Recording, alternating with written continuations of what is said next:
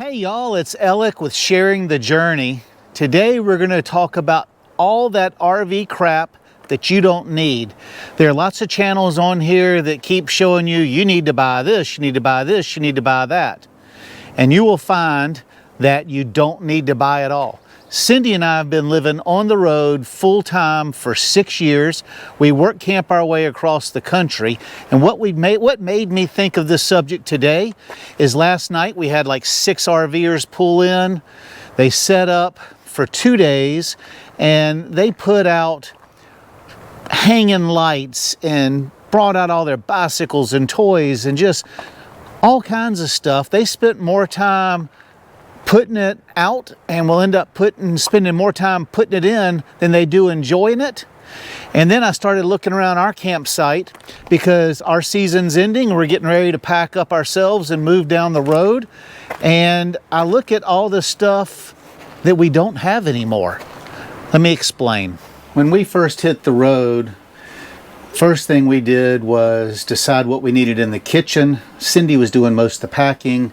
And so she went into the house, looked through everything, and brought out all the stuff that she thought we needed. Way too many pots and pans, way too many dishes, way too much software, way too many gadgets. So on the counter, we used to have a coffee pot. We had a induction cooktop. We had a toaster oven, we had an air fryer, and we had our Berkey.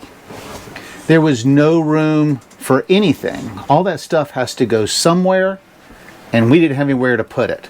So on our countertop right now, you see a coffee pot and our Berkey water filter. Both those to me are essentials. We gave the induction cooktop away within the first year because our camper has a stove. We gave away the toaster oven because it used too much power and was huge and took up too much room. This past summer, we sold our 2-drawer air fryer because it's not essential. We have a convection oven right here, and we have a gas oven right there. And then outside, you've seen my videos, we have a Blackstone. Between those items, we can cook everything that we wanted. Now, as far as pots and pans, we quickly transitioned to the nestable or stackable pots and pans. And the nesting pots and pans don't take up as much room. But what we have learned is really all we need is a good skillet and a saucepan. The rest of them are hardly ever used. So you clear out space. As far as dishes, we went to Walmart and bought an 8-piece set of bowls, plates, saucers, cups. Well, guess what? 90% of the time, it's just Cindy and I. And then when you're on the road, your neighbors have the dishes that they need. So, we got rid of all that stuff. We've got a bowl each, we've got a plate each, and that's all we need. If we have somebody over for dinner, they can bring their own eating utensils and plates. Same thing with eating utensils. We had an 8-piece set. Now we have a 4-piece set. It just makes life easier, and we just don't need to take up the space. Outside, most people make the mistake of getting too much furniture and decor. For camping chairs, all you really need is a camping chair for you and your travel partner, which in this case is my wife Cindy. Now, 1 per person we found is enough. We do carry an extra foldable chair in case somebody's walking by. But you're camping, everybody brings their own chairs. If we decide we want to do a fire and have some people over, we just remind them to bring their own chairs with them. Large rugs and mats. When we were in Minnesota, we had 2 large rugs outside. Kept the sand down, but whenever we move, that takes up so much space. We're down to 1 small rug that we take and we set it outside the door, and we're down to 1 small mat to wipe our feet on, like you would put in front of your door at your house. As far as outside decorations, when we first started camping, we would put the awning out, we would stake it to the ground so it didn't blow away. We had a screen room that we attached to the awning. We had lights that we attached to the awning. Now, we would be going for a weekend. I would spend hours putting that stuff up, unpacking it, setting it up, and then we barely used any of that stuff. It was nice having the lights at night. If you've seen some of our other videos, I do put up a string of lights on the trees and they stay there for the season. I wouldn't waste our time anymore doing that for a weekend. Now, as far as screen rooms and all that kind of stuff, because we are long-term, I do have a Deer Family screen room, but I would never set that up for a weekend warrior trip. We're here for 6 months. I do set that up. It's nice to get out there around the fire with no bugs. But I haven't had that but for a year. We went the first 5 years without anything. Now, the third thing is high-tech and internet. You only need 1 TV. Our RV has 4 TVs. We have an outside TV that is hidden in this compartment. We have a TV in the driving compartment area. We have a TV in the living room above the fireplace. And we have a TV in the bedroom next to the wardrobe. All of those TVs came with the motorhome. You know how many TVs we use? 1. I haven't used the TV in the bedroom in probably 3 years. I've only turned on the one in the driving compartment twice, and I've only turned the one on outside 1 time, and that's because a neighbor wanted to watch a football game. Don't waste your time. Don't waste your space. The TV up front, we could have put shelves in there. The TV in the bedroom, we could have put another mirror in there. The TV outside, we could have had extra storage. Don't waste your money or your storage. DVDs, Blu-rays, and other entertainment. We have a DVD Blu-ray player that has not been turned on in over a year. We used to have a whole shelf full of movies that did nothing but collect dust. We find that streaming is the best option for us.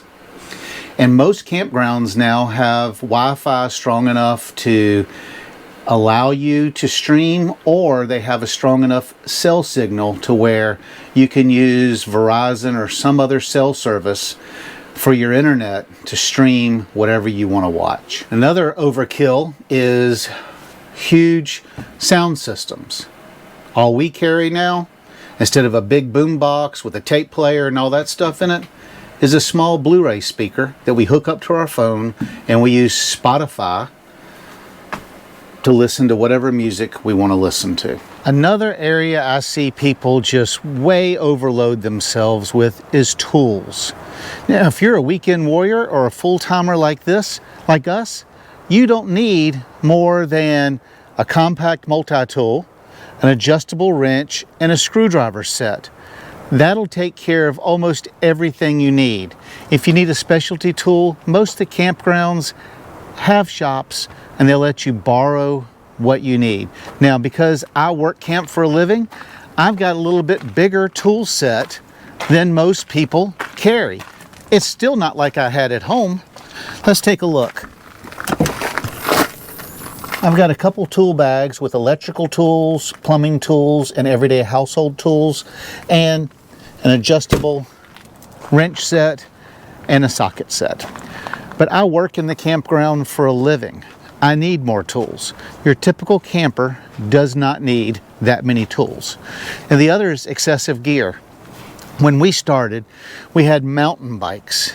We had a two-man kayak. We had a paddleboard. The paddleboard took an entire bay up in the camper. It was huge, it was heavy, it was excessive, and it hardly got used. If you look on top of the Jeep, you'll see that I've got a kayak rack where I used to carry a two-man kayak or a man and woman kayak. We don't carry that anymore. Bikes, we still have bikes. We traded mountain bikes for electric bikes. I carry them right there. However, campground we were at this summer rented electric bikes. You really don't even take bikes.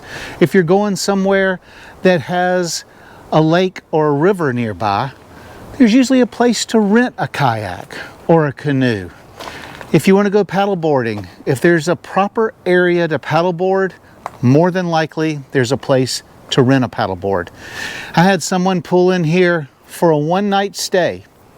They opened up the back of their toy hauler and pulled out a big golf cart. When you get to where you're going, most places have golf carts for rent, or there's rental carts in the area that can be delivered. No use spending $10,000 on a golf cart if you can rent one, because they're a pain to pull around. Now, we do enjoy our electric bikes. We opted to buy electric bikes, and we ride them around the campground, and we ride them to nearby locations if we're in an area that is safe to bike there.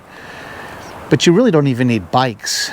Most places have a place nearby that you can rent all that gear from. Clothes and linens. Now, I just am in the process of doing laundry right now, and I just washed our extra set of linens. Now, when we started, we had 2 sets of linens for the sofa bed. We had 2 or 3 sets of linens for our bed. Now, we have 2 sets of linens. We have the ones that are on the bed and extras. And guess what? The extra linens will fit the sofa bed. They may be a little large, but it'll work. No need carrying all of that extra gear. Clothes. Oh my gosh, when we hit the road, Cindy, did we have too many clothes? Way too many. And now we... Well, so we thought it was like when you lived at home. You know, you had like 2 weeks worth of underwear. You had a ton of socks. We don't even wear underwear anymore, do we? Really? Really? No. But we have scaled down to what? A week? Yeah, we have a week's worth of underwear and socks, and I still have too many t-shirts. I have 14 t-shirts. When they get tattered, you just buy a new pack and throw the others away. Yeah, you don't need all that nonsense. When I started, I had brought a Sunday suit with me. I brought, oh my gosh, probably 25 shirts, polos, dress pants, blue jeans. I've come down to 14 t-shirts, 3 polo shirts, 2 pair of jeans, and 3 pairs of shorts. I still wear the same 5 or 6 t-shirts every week. Have t-shirts I haven't worn in months. It's a true statement. I'll wear the same pair of blue jeans for 3 or 4 days. I like the way 2 certain pairs of shorts fit. The other ones hardly ever get worn. I have 2 bathing suits. The last time I put on a bathing suit, we went to my sister's hot tub, and that was the first time I'd used a bathing suit in about 7 or 8 months, because we just went through the winter. So you do not need that many clothes. You're not going to wear your church suit. Leave it at home, get rid of it. Find your 2 favorite pairs of blue jeans, the few shirts you like to wear, a week's worth of underwear and socks, and you're good to go in my book. Towels. I think, Cindy, didn't we just throw out towels? Didn't you have some towels in there? We threw out some towels. I think 4 towels. And you can get those It's quick dry plenty. towels. Well, you can. Or 4 bath towels, I would say. So when you're washing 2, you have 2 fresh. Right. And then 2 or 3 beach towels. Yeah, I And think. we get the thin. Yeah, the easy the- dry or the quick dry or Yeah, whatever they're called. They're not the thick luxury. What? Thick those takes up hold- lots of room. Well, and they hold too much sand and they don't dry very quickly. So we just get the thin beach towels. And we did buy like if you're going to be on the beach, we did buy that thin Mat, what- blanket. blanket, and it's like a thin silky material that the sand doesn't get all caught up in it, and we use that instead of towels on the beach to keep your towels from getting sandy. So you don't need to take 10 towels and all that stuff. 4 towels, 2 or 3 washcloths, a couple hand towels, and some kitchen towels, and you're good to go. Now, another area is miscellaneous junk. You don't need toilet cleaner, bath cleaner, window cleaner, surface cleaner.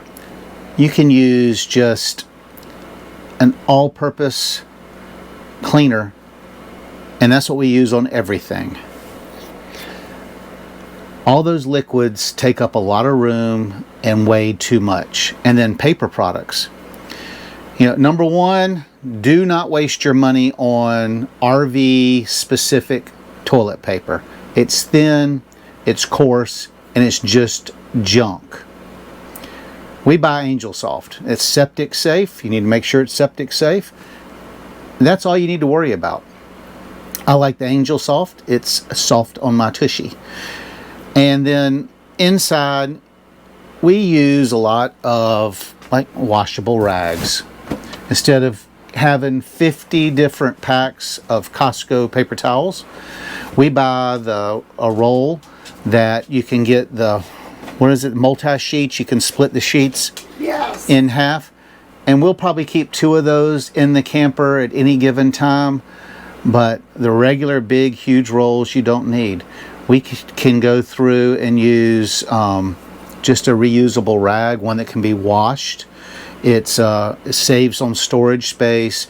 They will pack up nice and small. We keep them in an overhead cupboard, and we're done. So now I hope this helps you pare down what you're buying and taking camping and makes your camping trip more enjoyable. Till the next time, stay safe.